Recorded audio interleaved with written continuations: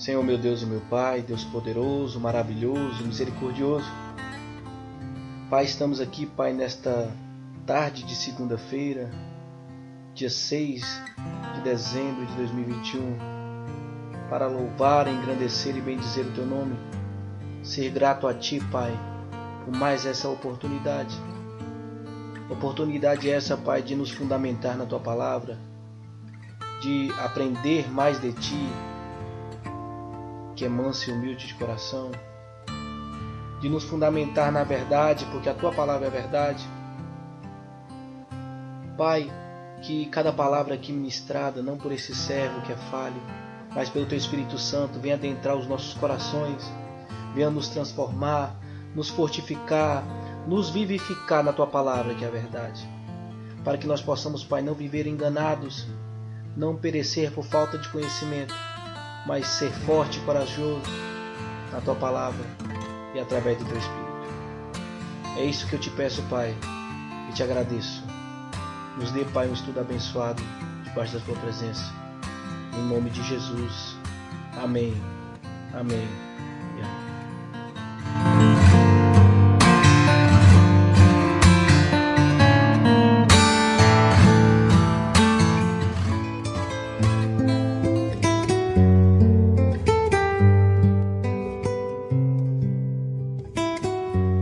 Você está ouvindo o programa Caminho e Verdade.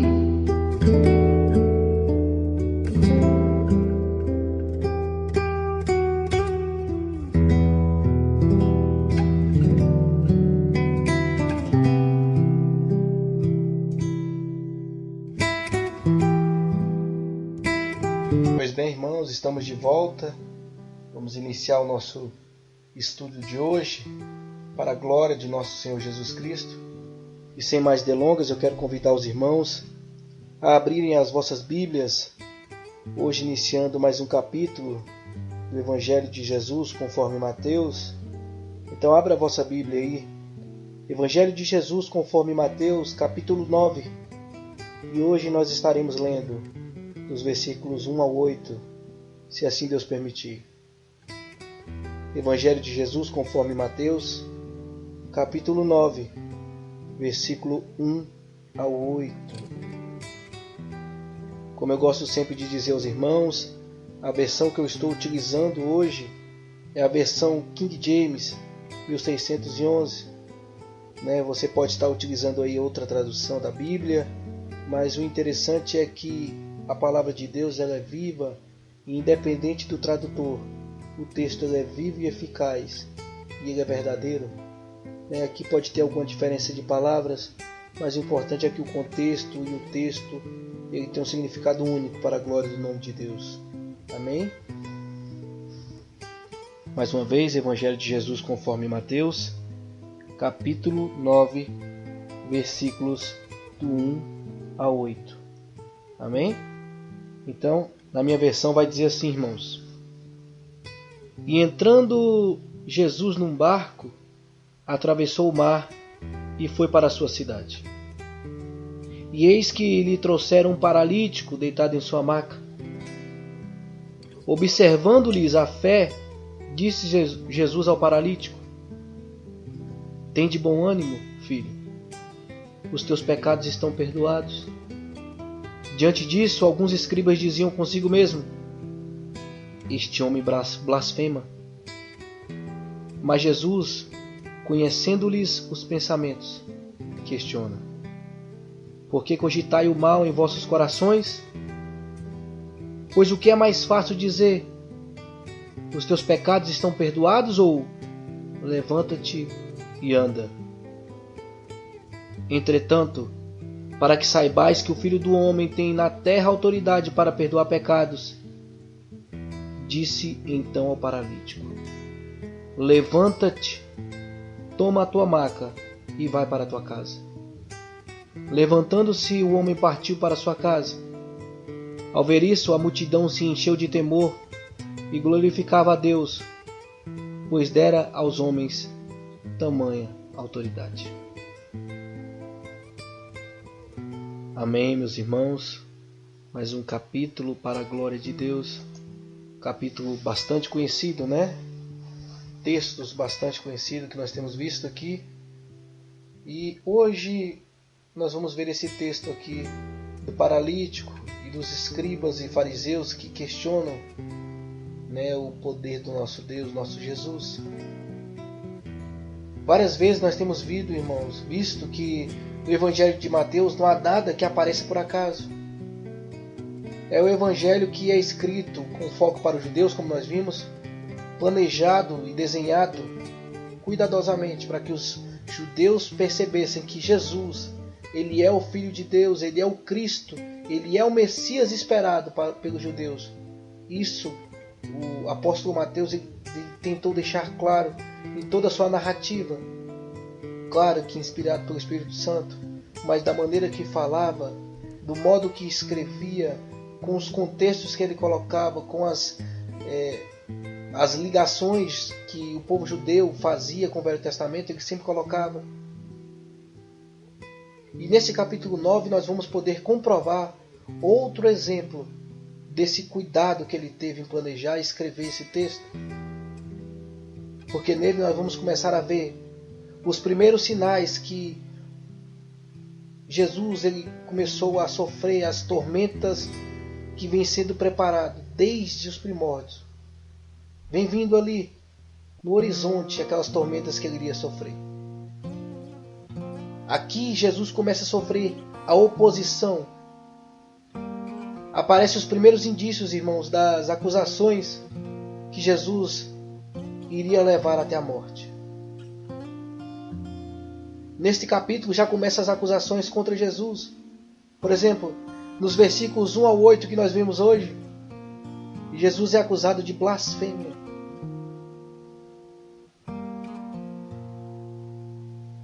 Nós vamos ver aqui que Jesus ele vai curar o paralítico e perdoar os pecados. E nós vimos que os escribas acusam Jesus de blasfêmia porque Jesus dizia que era capaz de fazer algo que só Deus podia fazer. A palavra grega usada para blasfêmia significa literalmente calúnia ou maledicência. Jesus ele foi acusado de caluniar o próprio Deus, insultar o próprio Deus, atribuindo-se a si mesmo poder que somente Deus tinha. O problema, meus irmãos, é que esse povo não enxergava Jesus como Deus, e até hoje muitos não enxergam. Mas não só essa oposição nós vamos ver nos próximos estudos, que Jesus ele é acusado de ser imoral, que ele é acusado de usar de má fé na prática piedosa, que ele é acusado de ser aliado do diabo. Nós vamos ver várias acusações contra o nosso Jesus. Mas vamos ficar aqui no nosso contexto. Entrando Jesus num barco, atravessou o mar e foi para a sua cidade. Esse milagre extraordinário, irmãos, está registrado nos 3 evangelhos sinóticos, Mateus, Marcos e Lucas. Nós vimos no capítulo passado, no finalzinho, que Jesus estava em Gadara, do outro lado do mar da Galileia. Ele expulsa ali demônios de homens que estavam sendo atormentados. Mas o povo expulsa Jesus daquele lugar. Não querem Jesus ali. E Jesus, voltando para o barco, ele volta para a sua cidade, como diz Mateus. A sua cidade porque Jesus, como eu já disse aqui em alguns estudos passados, ele teve Cafarnaum como seu quartel-general, como seu local de encontro, quartel-general aqui, irmãos, não no sentido de militar, mas no sentido de onde ele ficava. Por mais que ele nasceu em Belém, viveu em Nazaré por muito tempo, ali no ministério dele, Cafarnaum foi muito importante.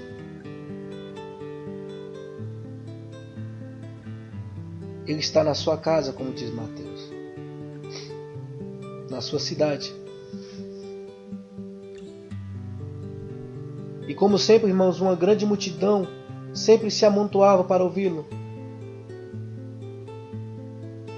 Marcos capítulo 2, versículo 2 vai dizer que até a porta da entrada estava bloqueada.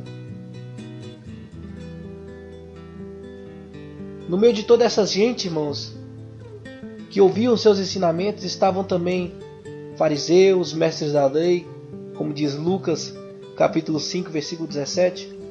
E aqui eu estou pegando todos os 3 evangelhos, a narrativa do mesmo capítulo, para a gente ver que um complementa o outro. Então veja, Marcos vai dizer que Jesus foi para Cafarnaum, e Mateus vai dizer que Cafarnaum é a sua cidade, e Marcos vai dizer que a casa estava abarrotada, a entrada estava abarrotada de pessoas, e Lucas vai dizer que no meio dessas pessoas existiam fariseus e mestres da lei. Lucas vai dizer que Jesus acabou de voltar de um tempo de oração.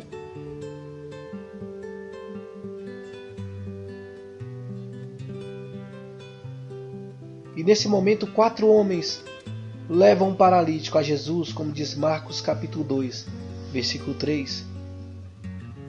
Então perceba, o mesmo milagre narrado pelos 3 evangelhos, como fica completo, né? A palavra de Deus é linda, irmãos.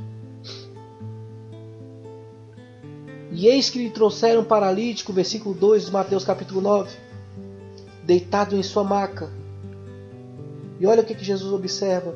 Observando-lhes a fé, Jesus disse ao paralítico: tem de bom ânimo, filho, os teus pecados estão perdoados. Perceba, irmãos, aqueles homens eles não conseguem entrar na casa, como diz Lucas. Abriram um buraco no teto da casa e desceram esse paralítico através dele, colocando esse paralítico diante de Jesus. Perceba porque Jesus está vendo a fé. Mateus está dizendo que Jesus observou-lhe a fé, mas Lucas ele é mais minucioso no seu relato e vai dizer que eles chegaram à casa e a casa estava cheia de pessoas, e por aquelas pessoas estarem tampando a entrada, como diz Marcos, eles abrem um buraco no telhado e descem o homem diante de Jesus. E Jesus, vendo a fé daqueles amigos do paralítico, profere palavras de perdão ao homem que estava enfermo. Porém, quando ele profere essas palavras, ele imediatamente recebe a censura dos escribas e dos fariseus. Mas Jesus, ele sendo mestre e Senhor, ele sempre cala aqueles que tentam ir contra ele.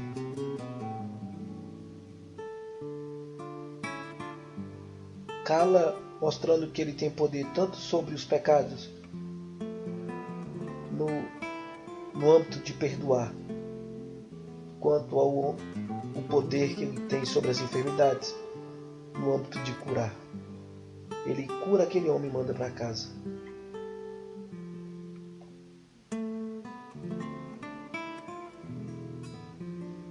Então vamos olhar aqui dos versículos 1 e 2 como o primeiro ponto. Jesus honrando a fé dos amigos daquele paralítico. Lembre, irmãos, o homem era paralítico, ele não podia ir a Cristo por si só. Então 4 amigos, 4 homens, a gente pode inferir que eram amigos porque levaram esse homem a Jesus, carregando e colocando ele sobre uma maca, abrindo buraco num telhado e colocando ele diante de Jesus. Aquele homem não podia ir por si só, mas seus amigos tiveram a visão, a criatividade, a perseverança, a fé e colocaram aquele homem na presença de Jesus. Com certeza fizeram isso porque criam que Jesus poderia fazer algo por ele. Eles sabiam que eles não poderiam fazer aquele homem andar, mas sabiam que poderiam fazer algo para que aquele homem andasse. Eles usaram da sua responsabilidade humana para levarem esse homem até Jesus, que era poderoso e é poderoso para curar e perdoar. Esses amigos carregam o homem sobre o seu leito, a rua fora. Não desistem quando vê a rua lotada. a porta da casa lotada, correndo os riscos, enfrentando todos os desafios, fizeram o que era inesperado. Naquele contexto, irmão, as casas eram feitas de barro, entrelaçada com raízes de plantas, inclusive o telhado. E por isso que o texto vai dizer que eles falam lá em Lucas e em Marcos também, que eles abrem um buraco no teto. Um buraco não é tirar um telhado, não é uma telha de hoje que nós temos. Os telhados da casa antigamente eram de terra. Terra e raízes.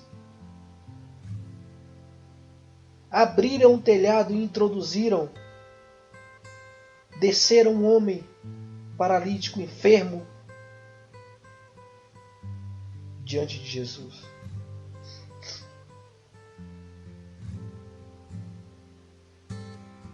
O homem está paralítico.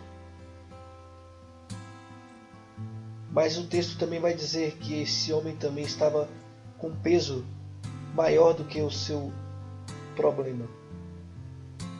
Ele estava com o peso do pecado em sua consciência. O corpo estava preso na paralisia, mas a mente estava presa no pecado, porque Jesus diz: perdoados estão seus pecados. Jesus honrou a fé desses homens. E por causa dessa atitude, vendo a fé pela vontade dele, Jesus perdoou e curou aquele homem paralítico. No versículo 2 é a prova mais contundente de que Jesus é o próprio Deus. Jesus prova a sua divindade realizando esse milagre, irmãos. Jesus é tão divino que são 4 curas que esse homem recebe. Perceba, a primeira cura é a emocional. Jesus vira para esse homem e fala: tem de bom ânimo. Com certeza aquele homem era paralítico e estava desanimado. Era um desânimo crônico. Mas os seus amigos têm fé. Talvez se dependesse dele, ele preferiria ter ficado prostrado na cama. Mas Jesus o cura, primeiro emocionalmente, dizendo: tem de bom ânimo. Não é temor, é ousadia. Tem bom ânimo. Depois Jesus cura psicologicamente aquele homem. Jesus chama este homem de filho. Perceba, irmãos? Tem de bom ânimo, filho. Esse homem que estava rendido ao desânimo, estava com emoções dilaceradas,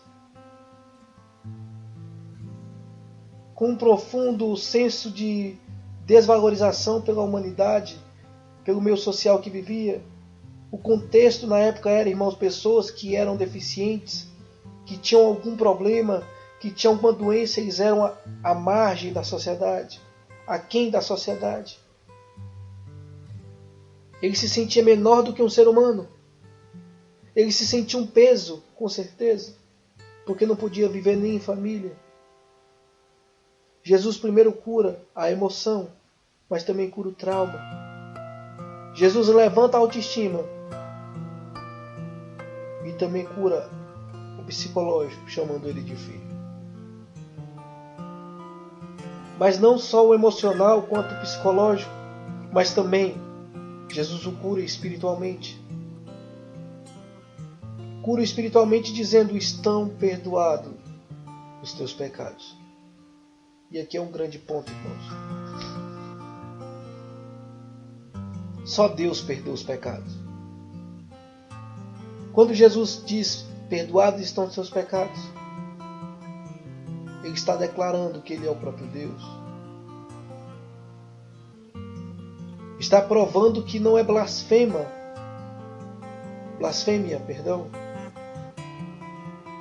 que Ele não é um blasfemador ou um charlatão. Ele não é qualquer um, mas Ele é o próprio Deus entre os homens.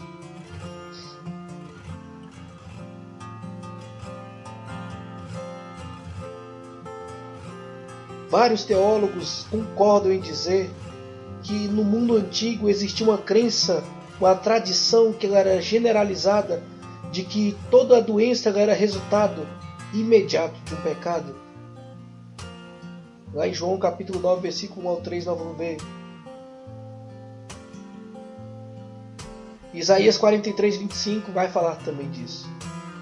Então uma pessoa só era perdoada por Deus e só poderia ser curada por Deus. Então, no ponto de vista dos escribas e dos fariseus da época, dos mestres, Jesus estava blasfemando porque Jesus não poderia declarar perdoados os pecados para um paralítico.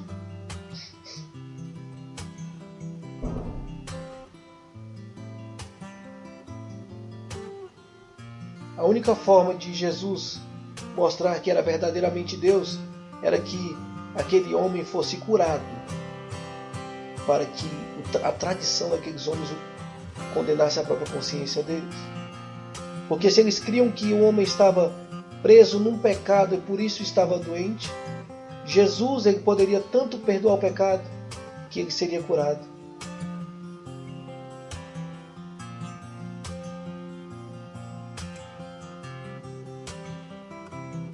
E ele vai fazer uma pergunta. Versículo 3, versículo 4. Por que cogitai o mal em vossos corações? Pois o que é mais fácil dizer, versículo 5, os teus pecados estão perdoados, ou levanta-te e anda.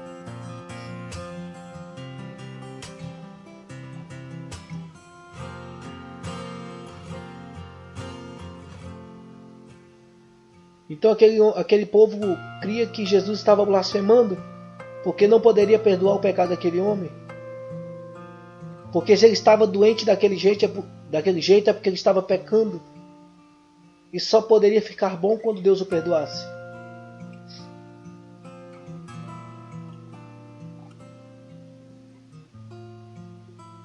Jesus vai dizer, para que saibais que eu sou o Filho do Homem.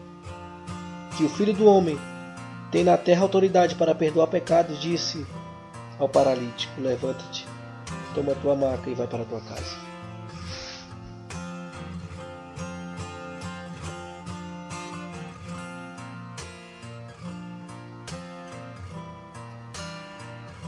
É por isso, irmãos, que Jesus diz isso. Se eles aceitassem a premissa de que as enfermidades, se eles aceitassem que aquele homem estava enfermo por conta de um pecado, se alguém pudesse curar ele, era só o próprio Deus, porque tinha que ter autoridade para perdoar os pecados. Então quando Jesus disse, para que saibais que o Filho do Homem tem sobre a terra autoridade para perdoar pecados,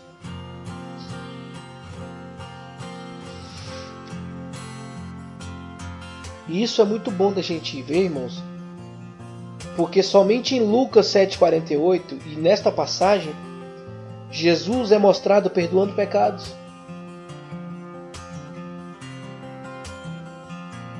Por mais que o nome Jesus significa porque ele salvará o povo dos seus pecados, como diz lá em Mateus 1,21,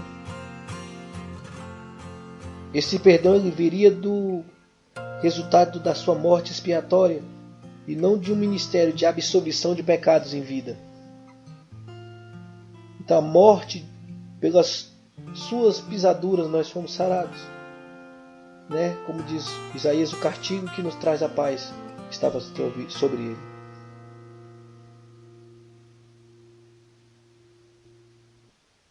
Então ele cura emocionalmente, psicologicamente, espiritualmente, mas também cura fisicamente.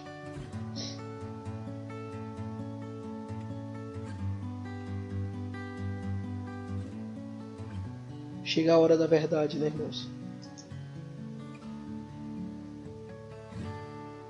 Chega a hora da verdade porque aqueles homens tinham esse misticismo, crendo que só seria perdoado os pecados pelo próprio Deus e só seria curado se Deus o perdoasse.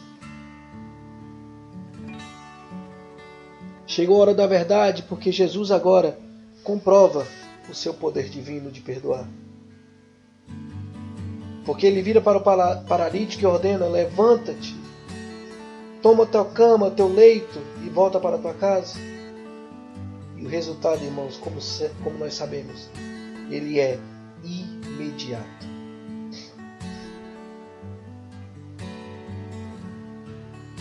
O homem ficou sobre seus próprios pés. A cura foi instantânea. O homem levantou-se e partiu para sua casa. As suas articulações foram regeneradas, seus músculos que estavam atrofiados pela paralisia foram restaurados. O homem recebeu a cura completa, meu irmão e minha irmã, e imediata.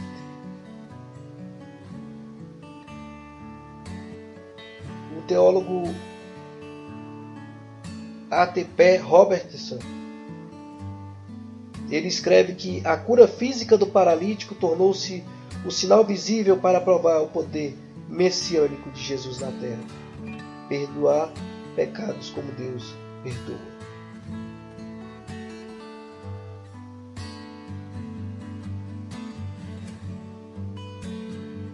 Na vida desse paralítico, Jesus, irmãos, comprovou visivelmente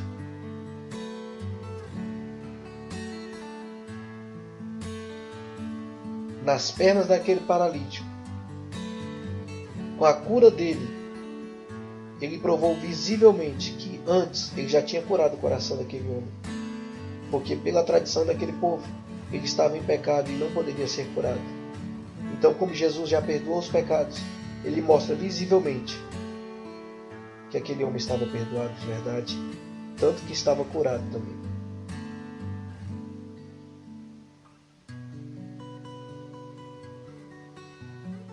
Mas é digno também de nota, irmãos, que Jesus ele confronta aqueles homens que o criticam.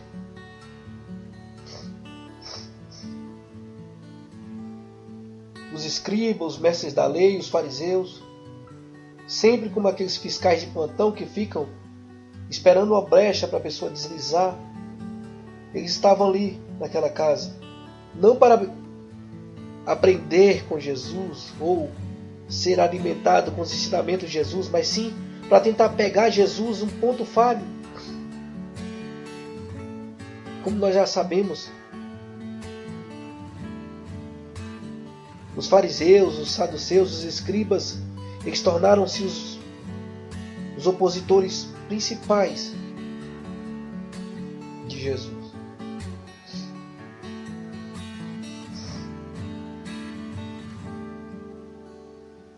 Tem um teólogo chamado Tom Robertson que diz que os fariseus são atores coadjuvantes e os coadjuvantes mais importantes na trama da salvação. Eles são mencionados mais de 100 vezes, mais de 100 versículos no Novo Testamento.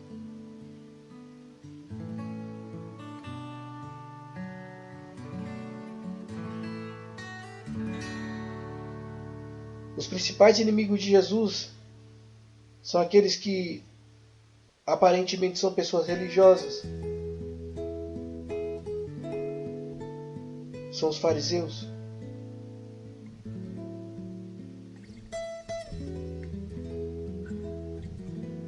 Quando Jesus declara que aquele homem está curado, aqueles fariseus, aqueles escribas, eles citam: este homem blasfema. Marcos, no texto de Marcos capítulo 2, versículo 7, ele é mais claro em dizer que os fariseus arrazoavam em seus corações. Marcos 2,7 diz: porque ele fala deste modo? Isto é uma blasfêmia. Quem pode perdoar pecados senão um que é Deus?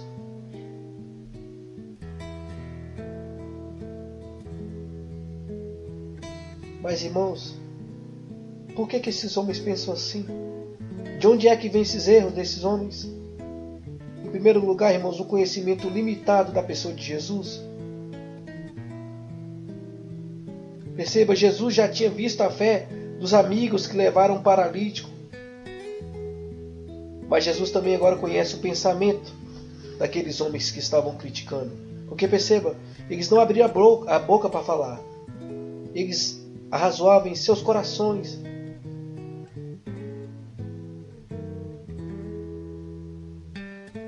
E o engraçado, irmãos, é que esses homens que criticam Jesus, eles estão certos também, mas estão errados também. Mas pastor, como é que eles podem estar certo e errado? Jesus não disse que o morno ele vomita? Jesus não disse que meia verdade não existe? Eu não estou dizendo que eles estão totalmente certos na atitude, mas eles estão certos no pensamento. Porque, na verdade, irmãos, é só Deus que pode perdoar pecados, correto? Verdade, só Deus. E por isso eles estão errados. Porque eles ainda não haviam entendido que Jesus era o próprio Deus, feito em carne. Eles não entendiam que Ele era o próprio Deus entre os homens. Perseguiam Jesus enquanto deveriam adorar Jesus. Quantos de nós, irmãos, não entendemos quem é o nosso Deus, quem é o nosso Jesus? Quantos de nós sofremos por falta de conhecimento? De um conhecimento limitado de que nosso Jesus é. Ele é o próprio Deus. Aquilo que os fariseus, os escribas entendiam ser blasfêmia, de Jesus era, na verdade, uma blasfêmia na boca deles, porque eles estavam negando a divindade de Jesus Cristo,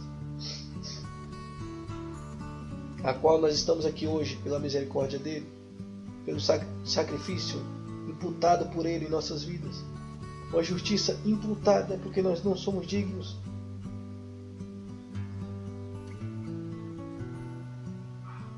Eles falavam que Jesus estava blasfemando, mas ele mesmo estava blasfemando muito mais quando nega que Jesus é o próprio Deus.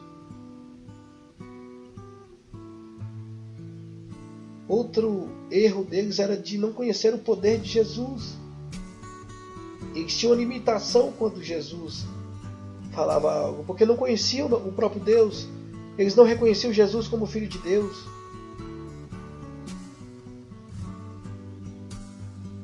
Porque Jesus é lindo, irmãos, é maravilhoso. Ele pega esses fariseus e escribas na sua própria tradição. Porque na tradição dos fariseus e dos escribas, como eu já disse aqui, aquele homem estava doente por conta do pecado. E Jesus, na trama deles, na trama desses próprios homens, pegam eles por conta desse entendimento. Jesus deixa claro que ele é Deus. Porque quando Jesus diz que perdoa, ele cura aquele homem. Então, quando a cura do paralítico se torna notória e é irrefutável, aqueles fariseus e escribas eles têm que assumir que Jesus é o próprio Deus. Porque se aquele homem estava curado, é porque ele tinha sido perdoado. É uma evidência, irmãos, que ela tem total capacidade de ser vista pelos homens. A cura. O perdão não. Mas Jesus mostra com a cura que ele tinha perdoado antes.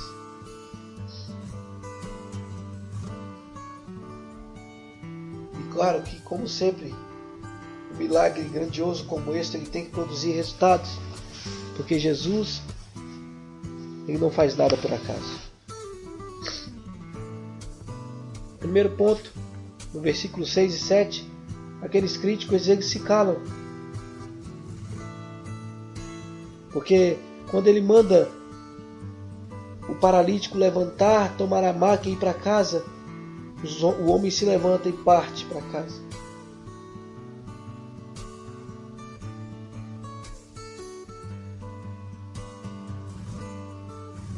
No versículo 8, a multidão se enche de temor e glorifica a Deus, pois dera aos homens tamanha autoridade.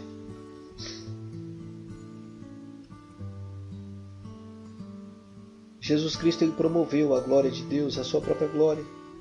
Deus foi glorificado por esse milagre. Quando as obras de Deus, irmãos, são feitas na terra, o nome de Deus é glorificado no céu. Perceba a responsabilidade que nós temos, irmãos. Porque toda obra que é feita em nome do Senhor, de maneira correta aqui na terra, é para a glória do nome de Deus também, lá no céu. Quando a vontade de Deus é feita aqui na terra, ela produz temor nas pessoas. Porque aquelas pessoas, quando viram que um pecador foi perdoado, que o enfermo foi curado, elas veem que Cristo, Ele pode, Ele faz o que Ele quer. Ele é o próprio Deus. E isso gera temor a Deus.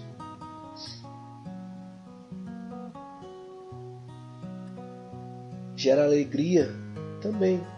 Porque quando Jesus manda este homem voltar para casa, com certeza nós podemos inferir que era uma grande alegria, irmãos, porque no contexto, como eu disse, ele não poderia viver em casa. Ele vivia à margem da sociedade. Mas agora aquele homem está perdoado, está salvo, está curado.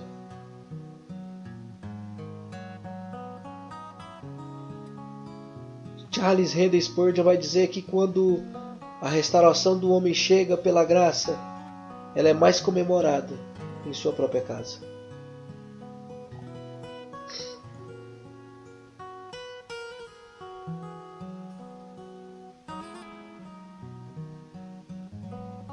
Então perceba, irmãos, nessa história desse evangelho de Mateus, este homem sabia que era um pecador. Ele se sentia assim, porque Deus, o próprio Jesus vai dizer: tem de bom ânimo, filho. E eu quero te dizer nessa tarde, meu irmão e minha irmã, que eu e você, nós somos pecadores. Sim, como diz a carta de João, que ele disse que não peca é mentiroso. Mas eu quero te dizer também, meu irmão e minha irmã, que se você tem fé, como esses amigos do paralítico tinham, se você crê que Jesus Cristo é o Filho de Deus, se arrependa do seu pecado. Volte as suas vidas ao Senhor. Lembra-se, irmão e minha irmã, o Espírito Santo é o único que é capaz de convencer do pecado, da justiça e do juízo.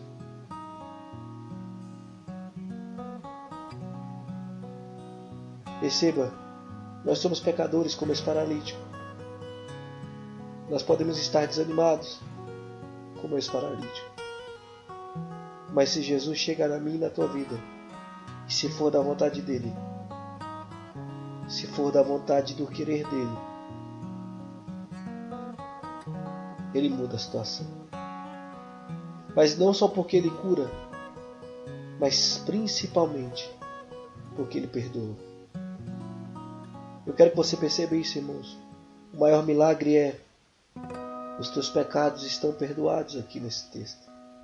Não é toma a tua cama e anda, toma a tua maca e vai para a tua casa. Não. O milagre visível foi para provar que o invisível já tinha sido feito. A cura da doença física era para provar que aquela doença que era pior, a espiritual, já estava sendo curada.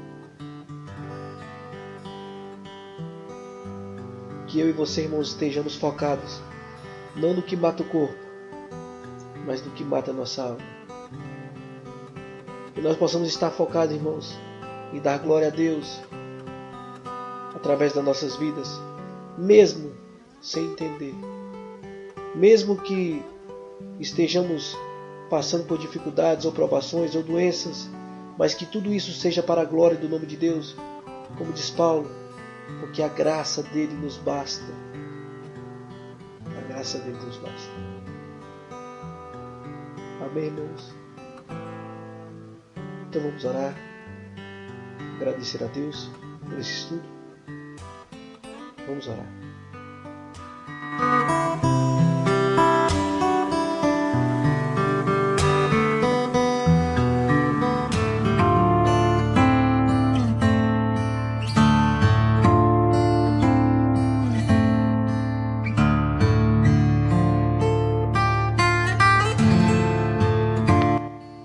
Deus, Pai Todo-Poderoso, Pai maravilhoso, muito obrigado, Pai, por esse estudo.